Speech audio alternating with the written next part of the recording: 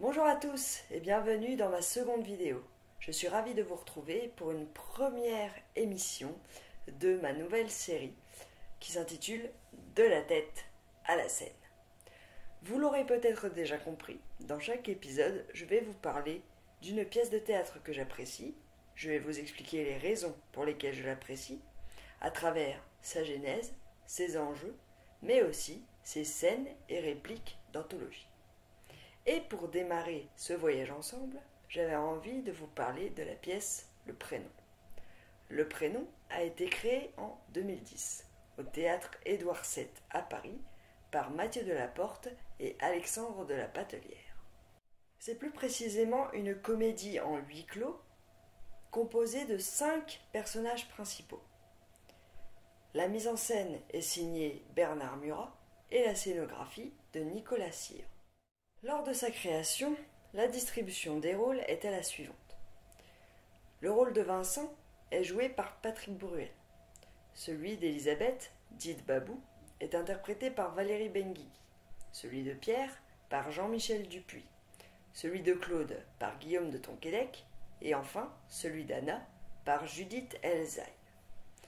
Maintenant que je vous ai donné ces premiers éléments, je vais vous résumer rapidement l'intrigue de cette pièce. Nous sommes chez Elisabeth et Pierre. Ils s'apprêtent à recevoir à dîner leur famille, mais aussi leur meilleur ami, Claude. Vincent, le frère cadet d'Elisabeth, s'apprête à être papa. Et il va, au cours de ce dîner, annoncer le prénom qu'il souhaite donner, lui et sa compagne Anna, à leur futur enfant. L'enchaînement des différents événements va permettre à chaque personnage de dévoiler ses rancœurs et secrets vis-à-vis des autres, dus à de nombreuses années d'amitié. Et pour que ça cause un tel bazar, il faut bien que le prénom vaille le détour. Et croyez-moi, c'est le cas. En effet, Vincent révèle que le prénom qu'il compte donner à son futur enfant n'est autre que Adolphe, mais écrit P-H-E, comme dans le roman de Benjamin Constant. Cependant, ses proches prennent peur, car eux comprennent Adolphe avec un F, comme Adolf Hitler. Avant de continuer, c'est important que je vous présente les autres personnages de manière plus détaillée pour que vous les cerniez un peu plus. On va commencer par Vincent. Vincent peut être considéré comme le personnage central de la pièce, car c'est lui qui lance les hostilités. Il apprécie de faire des blagues plus que douteuses, sauf quand les secrets de famille le concernent. Et là, bizarrement, ça ne le fait plus rire du tout. Passons à Pierre maintenant. C'est un professeur d'université très cultivé. Il est marié à Elisabeth, dite Babou, et ensemble, ils ont 2 enfants, Apollin et Myrtille. Claude, pour sa part, est tromboniste et le plus secret de tous. On ne sait rien de sa vie personnelle. On sait simplement qu'il apparaît comme étant sans aucun défaut et ne voulant jamais provoquer aucun conflit. Anna, la compagne de Vincent, arrive en retard au dîner et ne se laisse pas faire quand Pierre critique le choix de prénom pour son enfant. Enfin, Elisabeth, dite Babou, est l'épouse de Pierre. Elle est aussi professeure, mais de collège, d'une nature calme et réservée, toujours à vouloir arrondir les angles avec tout le monde et à ne contredire jamais personne. Le prénom est une première expérience pour nos 2 auteurs qui auparavant étaient tous les 2 scénaristes pour le cinéma.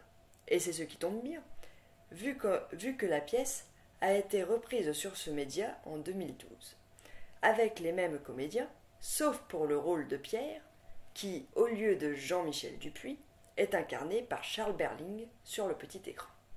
À partir de maintenant, on arrive à la partie spoiler. Donc, je vous indique ici le timecode de mon bilan. Mais sachez que cette partie spoiler commencera par une petite scène que je rejoue. Et maintenant, je vous laisse 10 secondes pour accéder au timecode de mon bilan, si jamais vous ne voulez pas être spoilé. Sinon, c'est parti pour le prénom version spoiler.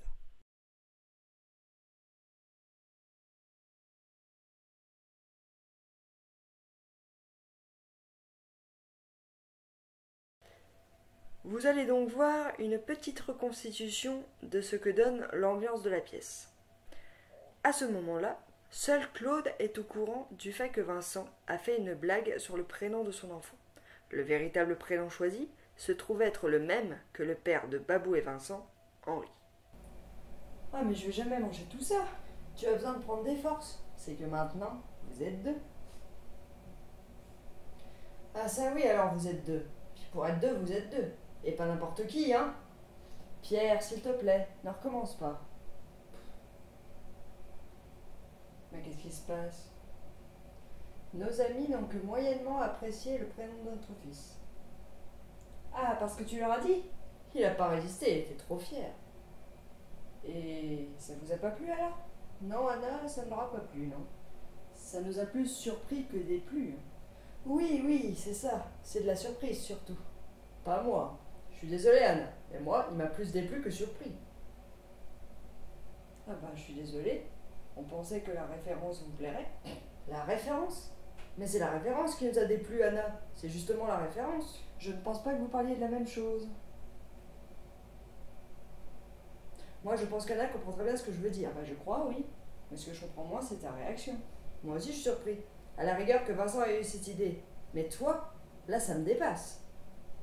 Ah bah, c'est moi qui lui ai proposé. Non, mais tu te rends compte de qui on parle? Et de ce qu'il a fait? Ce qu'il a fait? Mais je sais pas, moi, je l'ai jamais rencontré. Je l'ai jamais rencontrée. Mais elle s'écoute quand elle parle. Pierre elle est là. Donc si tu as un truc à lui dire, tu lui dis en face. Anna. Eh ben t'es complètement folle, ma pauvre fille. Pardon? Pierre, tais-toi. Ça suffit maintenant. Vincent, ça va mal finir. Écoute, Pierre. T'es content, toi? Voilà ce qui se passe quand on choisit ce genre de prénom. Non mais, de quoi je me mêle? T'es qui pour me parler sur ce ton? Pierre, excuse-toi.